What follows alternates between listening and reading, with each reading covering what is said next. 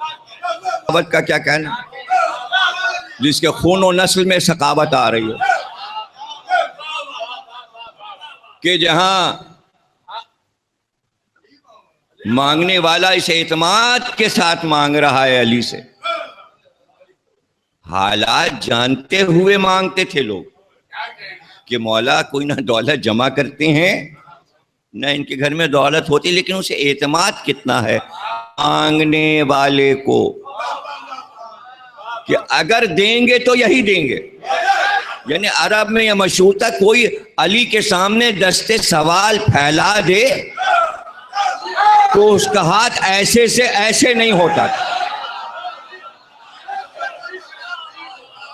یہ پورے عربوں کو اعتماد تھا کہ علی کسی کا سوال رد نہیں کر. تو خاندانی ثقافت، خاندانی ثقافت. تو میں نے کیا کہا تھا کہ اسلام آنے سے پہلے نیکیوں کا راستہ، تو اسلام آنے سے پہلے جن کی نیکیاں تھیں ان کی نیکیوں کو اللہ کیسے زندہ رکھتا، اس کا طریقہ کار یہ رکھا کہ تا قیامت علی کی ماں کا نام جب پکارا جائے تو فاطمہ بنت اسد،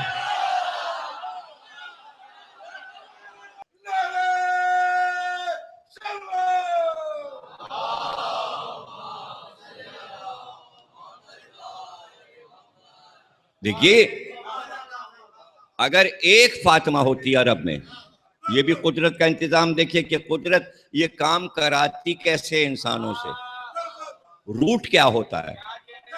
یعنی وہ کام قدرت جو انسانوں سے لے رہی ہے، قدرت وہ کام لیتی کیسے، اس کی ترکیب کو بتا رہا ہوں.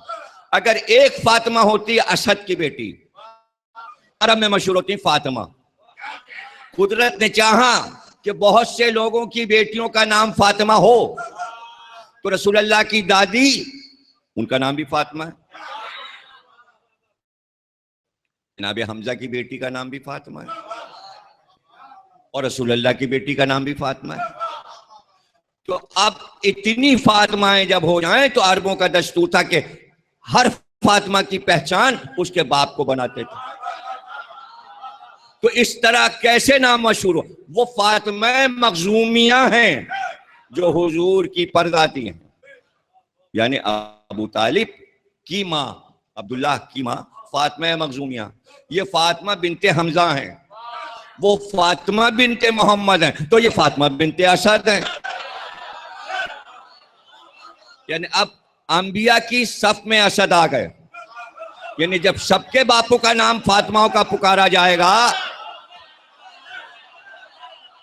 اب قدرت کا انتظام دیکھیے کہ ابو طالب کی بیٹی کا نام بھی فاطمہ، وہ فاطمہ بنت ابی طالب ہیں. علی کی ایک بیٹی کا نام بھی فاطمہ، وہ فاطمہ بنت علی ہیں. ایک بیٹی حسن کی بھی فاطمہ، وہ فاطمہ بنت حسن ہیں جو سید سجاد کی زوجہ ہیں. ایک فاطمہ بلکہ تین فاطمہ حسین کی بیٹیاں ہیں، فاطمہ کبریٰ، فاطمہ اوسط، فاطمہ صغریٰ بنت حسین. ایک فاطمہ سید سجاد کی بیٹی ہیں، ایک فاطمہ امام محمد باقر کی بیٹی ہیں، ایک فاطمہ امام جعفر صادق کی بیٹی ہیں، ایک فاطمہ امام موسی کاظم کی بیٹی ہیں جنہیں معصومہ قم کہتے ہیں فاطمہ.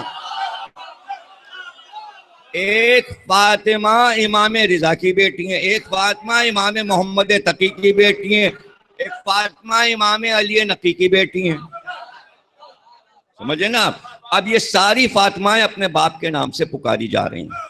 تو ابو طالب کی بہو فاطمہ، ابو طالب کی بیٹی فاطمہ، ابو طالب کی ماں کا نام بھی فاطمہ، ابو طالب کی زوجہ کا نام بھی فاطمہ، ابو طالب کی پوتیوں کا نام بھی فاطمہ، ابو طالب کی پروتیوں کا بھی فاطمہ. رسول اللہ سے پوچھا گیا فاطمہ کے کیا معنی ہے؟ آپ نے فرمایا کہ فاطمہ اسے کہتے ہیں جو اپنے چاہنے والوں کو لے کر جنت میں داخل ہو جائے.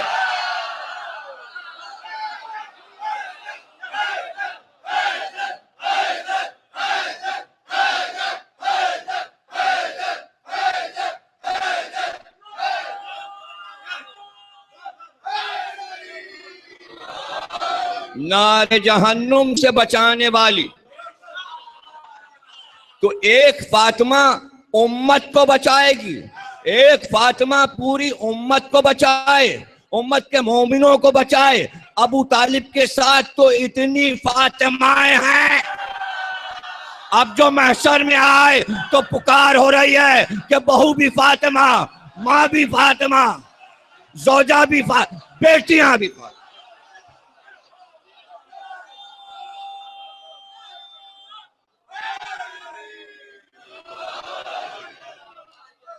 حضرت امام سید سجاد صلوات اللہ علیہ السلام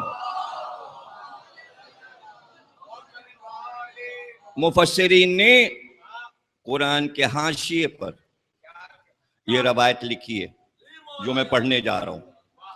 وہ آپ فرمان علی صاحب کے قرآن میں اردو کا ترجمہ اور مقبول احمد صاحب، یہ دو مشہور اردو کے ترجمے شیعوں کے پاس ہیں. دونوں میں آپ کو یہ روایت مل جائے گی جہاں ایمان ابو طالب سے بحث ہو رہی ہے تفسیر قرآن میں. تو وہاں پہلی روایت آپ کو لکھی ہوئی ہے ملے گی کہ کسی نے جناب سید سجاد سے پوچھا کہ آپ کے پاس ایمان ابو طالب کی دلیل کیا ہے. دیکھیں ہر امام سے پوچھا گیا اور ہر امام نے، امام مرزا علیہ السلام سے پوچھا گیا، امام جعفر صادق علیہ السلام سے پوچھا، سب نے ایمان ابو طالب کی الگ الگ دلیلیں دی. امام محمد باقر علیہ السلام سے جب پوچھا گیا کہ آپ کے پاس ایمان ابو طالب کی کیا دلیل، تو آپ نے کہا کہ محشر میں سب کا ایمان ایک طرف ترازو کے پلے میں ہوگا، ابو طالب کا ایمان ترازو کے ایک پلے میں سب کے برابر تولا جائے گا. سب کا ایمان ایک پلے میں، ابو طالب کا ایمان ایک پلے.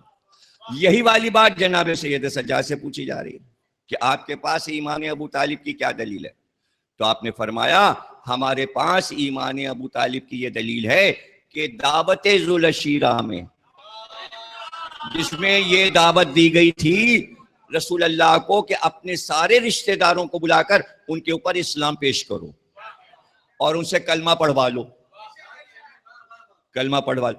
اگر کوئی مرد تمہارا رشتہ دار ہے رسول کلمہ نہ پڑھے اور اس کی بیوی کلمہ پڑھ لے تو دونوں میں طلاق کروا دو. ارے حکم تو دیکھیے کیسا ہے، حکم کیسا ہے.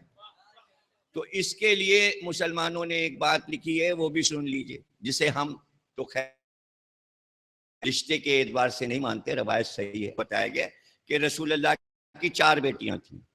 مسلمانوں نے لکھا ہم ایک بیٹی مانتے، ہم 3 نہیں مانتے، ایک کو مانتے.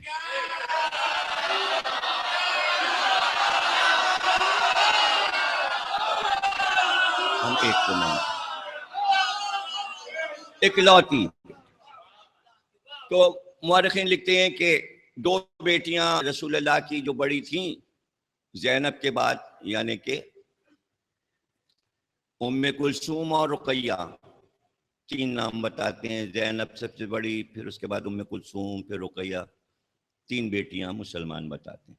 کہتے 2 بیٹیوں کی شادی ابو لہب کے 2 بیٹوں سے ہوئی تھی، یعنی ابو لہب کے 2 بیٹوں سے رسول اللہ نے اپنی 2 بیٹیوں کی شادی کی تھی.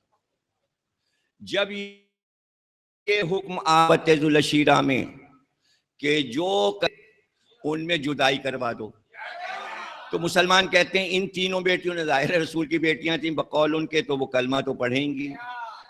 تو جب انہوں نے کلمہ پڑھ لیا تو ابو جہل نے اپنے بیٹوں کو الگ کر لیا، یا رسول اللہ نے الگ کرا دیا اور طلاق. تو ایک بات تو ثابت ہو گئی کہ طلاق تو ہوئی. ابو لہب کے بیٹوں سے ان دونوں کی یہ لہ پالک لڑکیاں جو جناب خدیجہ نے پالی ہیں طلاق ہو گئی.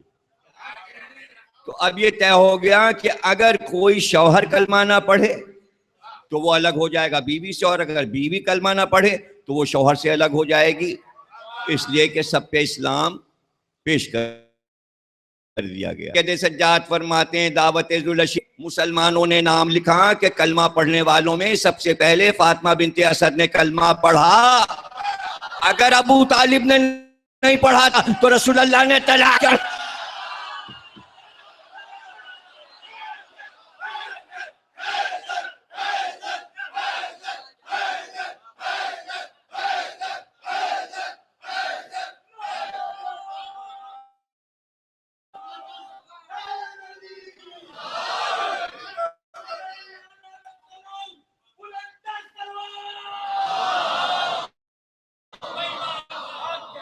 تو جناب علی تقریر اپنے خاتمے پر پہنچی اور آپ 4 ہجری جب جنگ احزاب ہوئی، جنگ خندق ہوئی، اس سال بی بی کی وفات ہوئی، تو دونوں نواسوں کو گود میں کھلایا، کو بھی اور امام حسین السلام، یعنی دادی ہیں اور پوتے ہیں، تو دونوں پوتوں کو دیکھا دادی نے، اور بچوں نے بھی دادی کو دیکھا۔ ہجرت میں آپ مولا علی کے ساتھ آئیں۔ جب حضرت علی آئے ہجرت میں مکے سے تو تمام بیویوں کو اپنے ساتھ لائے تھے۔ ان سواریوں میں کہتے ہیں کہ 5 فاطمائیں مکے سے ہجرت کر کے آئی تھی، اس میں ایک فاطمہ بنت اسد بھی تھی، اور ایک ہماری جناب فاطمہ معصومہ رسول اللہ کی صاحبزادی، اس وقت 7 سال کی تھیں جب ہجرت ہوئی، مکے سے تشریف لائیں، اور آپ کا قیام فاطمہ بنت اسد کا مولا علی کے ساتھ رہا ہمیشہ۔ حالانکہ جناب عقیل بھی تھے، جناب جعفر تیار بھی تھے، جناب طالب بھی تھے ہجرت کے وقت، لیکن آپ رہیں سب سے چھوٹے بیٹے علی کے ساتھ، اس لیے کہ سب سے زیادہ بیٹوں میں مولا علی کو چاہتی تھی، اس لیے کہ سب سے چھوٹے تھے۔ اور جتنے واقعات وابستہ ہیں مولا علی کے معجزات کے بچپن کے، سب کی چشمدید گواہ فاطمہ بنت اسد۔ اور یوں بھی اسد شیر کو کہتے ہیں، اور سب نے علی کا نام اپنی اپنی پسند سے رکھا تھا۔ اللہ نے علی نام بھیجا تھا تو ابو طالب نے اپنا نام رکھا، تو فاطمہ بنت اسد نے اپنا نام رکھا، تو آپ مولا علی کو شیر ہی کہتی تھی، کبھی اسد پکارتی تھیں اور کبھی حیدر۔ اب یہ اس میں فرق سمجھ لیجئے کہ حیدر بھی شیر کو کہتے ہیں اور اسد بھی شیر کو کہتے ہیں، تو یہ 2 نام ایک ہی نام کیوں نہ ماں نے رکھا، 2 نام سے کیوں پکارا؟ تو اس کی وجہ سن لیجئے کہ اپنے باپ کا نام زندہ رکھنے کے لیے فاطمہ بنت اسد نے بیٹے کو اسد کہا، اسد کہا، تو اسد و شیر کو کہتے ہیں جنگل میں اللہ ہو، چرائی میں رہتا ہو، نیستاں میں سجے، لیکن حیدر اس شیر کو کہتے ہیں کہ جو اپنے شکار پہ حملہ کر چکا ہو اور اس کو مار ڈالا ہو۔